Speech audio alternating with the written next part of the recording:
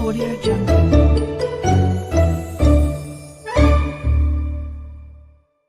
तो आज हम कहानी सुनेंगे घर का बंटवारा। घर का बंटवारा।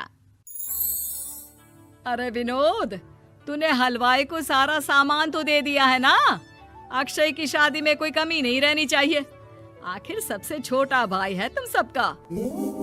हाँ माँ, आप चिंता मत करो, मैं पूरा ध्यान रखूंगा। मंगल बेटा, तूने तो कहा था कि फूल का ऑर्डर दे दिया है, यहाँ तो फूल पहुँचे ही नहीं। अब क्या बहू की विदाई के बाद फूल आएंगे? माँ, मैंने अभी बात की है फूल वाले से, वो रास्ते में ही है। आप किशोर भैया से क्यों नहीं कहती कुछ करने को? किशोर पहले ही मेरे बताए काम कर रहा है। पास के सभी रिश्तेदारों और मोहल्ले वालों को कार्ड वही तो देकर आया था। रिसेप्शन के लिए हॉल भी उसी ने बुक किया था। टेंट कुर्सी वालों को भी तो वही देख रहा है। पर कई मोहल्ले वाले तो हमारे भरे पूरे परिवार से जलते भी हैं। उन्हें बुलाने की क्या जरूरत थी? बेटा, शादी ब्याह में तो बुलाना ही पड़ता है, नहीं तो लोग क्या कहेंगे। दादी दादी देखो ना, हलवाई अंकल हमें लड्डू नहीं दे रहे, आप इनको डांटो ना। अरे चैन सुख दे देना बच्चों को लड्डू, क्यों तंग कर रहा है इन्हें? बीबी जी, मैं कहाँ मना कर रहा हूँ, लेकिन लड्डू बनते ही ये बच्चे उठा उठा कर खा लेते हैं। अरे मैं तो इन्हें थाल में रख के परोस भी नहीं पा रहा। भागो, अब कोल्ड ड्रिंक पीने चलते हैं। भागो भागो, अब कोल्ड ड्रिंक पीने चलते हैं। अजी, आप यहाँ आराम से बैठकर गाने सुन रहे हो और घर में अभी तक इतने काम बचे हैं करने को। अरे भाई, मेरे सबसे छोटे बेटे की शादी है, इसके बाद तो मैं अब चिंता मुक्त हो ही जाऊंगा। और फिर घर में तुम हो, बेटे बहुएं हैं, तुम लोगों के होते हुए मैं क्यों काम करूं? मैं तो शान से बेटे की शादी में जाऊंगा तैयार होकर।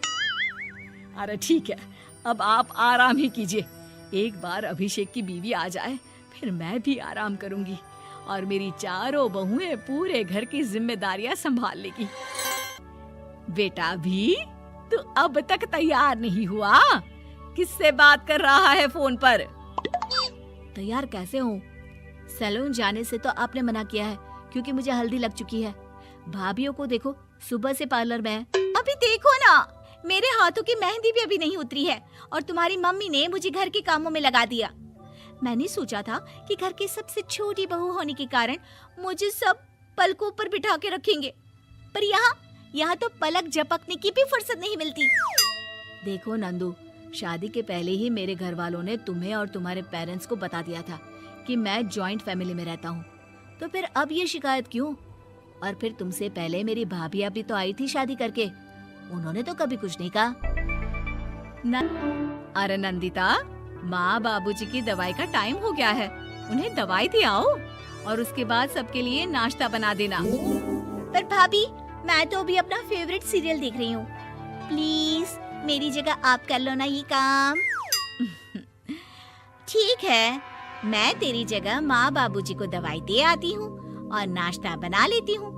तू मेरी जगह पूरे घर की डस्टिंग करके पांचों बच्चों को स्कूल के लिए तैयार करके भेज देना और दोपहर का खाना बनाने के बाद कपड़े धोकर सुखा देना। उसके बाद हम दोनों मिलकर बाजार जाकर सब्जी ले आएंगे, फिर डिनर की तैयारी कर लेंगे और उसके बाद बस बस भाभी, मैं माँ बाबूजी को दवाई देकर सबके लिए नाश्ता बना देती हूँ। हे भगवान, ये कहाँ लाकर फंसा दिया मुझे। मेरे घर में तो गिनती की 8 रोटियाँ और 2 सब्जी बनती थी और नाश्ता निपट जाता था। यहाँ तो रोटियों का ढेर और सब्जियाँ बड़े बड़े पतीलों में बनानी पड़ती है। नाश्ता बनते बनते लंच का टाइम हो जाता है और लंच बनते बनते डिनर का। अभी मुझ में तुम्हारे पूरे परिवार का नखरा उठाने की और ताकत नहीं बची। मैं ऐसे नहीं रह सकती। अरे तो क्या चाहती हो तुम? मुझे अलग रहना है बस। तो ठीक है, हम कल ही शिफ्ट हो जाएंगे किराए के घर में। इतना बड़ा घर होते हुए हम किराए पे क्यों रहेंगे? ना जी ना, घर में ही दीवार खड़ी करो अपने हिस्से के आगे। घर की साथ। नंदिता, ये क्या है? तुमने घर भी ठीक से साफ नहीं किया। ना ही मेरे कपड़े धुले हैं। चिंटू के बाल भी कटवाने जाना था, देखो उसके बाल कितने बढ़ गए हैं। अरे करती क्या हो पूरा दिन तुम? मैं करती क्या हूँ? तुम्हारा नाश्ता और लंच बनाने के बाद चिंटू को डे केयर सेंटर पर छोड़ कर आती हूँ, फिर खुद ऑफिस जाती हूँ। पूरा दिन काम करके आने के बाद बिना आराम किए बाजार से सब्जियाँ लेकर आती हूँ, घर आकर खाना बनाती हूँ, चिंटू को देखती हूँ, और क्या करूँ मैं? अरे तो किसने कहा था अपने सर पर इतने काम लेने को? मत जाओ ऑफिस। ऑफिस जाए बिना घर के खर्चे कहाँ से पूरे होंगे? चिंटू की डे केयर का खर्च, उसके लिए बेबी फूड का खर्च, प्रेस वाले का खर्च, ये सब तुम्हारी सैलरी से होता नहीं है। अगर परिवार से अलग नहीं होती तो इतनी मुसीबतें नहीं उठानी पड़ती तुम्हें परिवार के साथ मिलकर काम करने में दिक्कत थी, लेकिन काम तो अब भी बहुत है तुम्हारे सर पर। चिंटू को भी डे केयर भेजने की जरूरत नहीं पड़ती। उसको गोद में खिलाने के लिए दादा दादी और घर के सभी बड़े होते। उसके साथ खेलने के लिए उसके भाई बहन भी होते। मेरे तीनों बड़े भाइयों के बच्चे भी बड़े हुए हैं, लेकिन बिना महंगा बेबी फूड खाए, क्योंकि मेरी माँ और भाभियाँ बहुत अच्छे से जानती है कि बच्चे को क्या खिलाना चाहिए। बिजली के बिल जैसे खर्चे भी सब मिलकर बांट लेते थे। लेकिन तुम्हें तो सबसे अलग रहने में ही मजा आता है, तो अब शिकायत क्यों करती हो? बस करो अभिषेक, बस करो। मैं मानती हूँ कि मैं गलत थी। मेरे एक गलत फैसले ने हमें बिल्कुल अकेला कर दिया है सबसे। एक घर में होते हुए भी हम बाकी परिवार से अजनबियों की तरह रह रहे हैं। अभिषेक और नंदिता की सारी बातें घर के बाकी लोगों को सुनाई दे रही थी। तभी कमला बोल पड़ती है।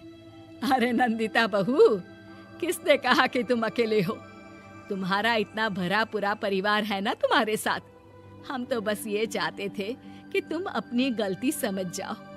अगर हम तुम्हें समझाते तो शायद तुम ना समझती, लेकिन अपनी गलती का एहसास तुम्हें खुद हो गया है।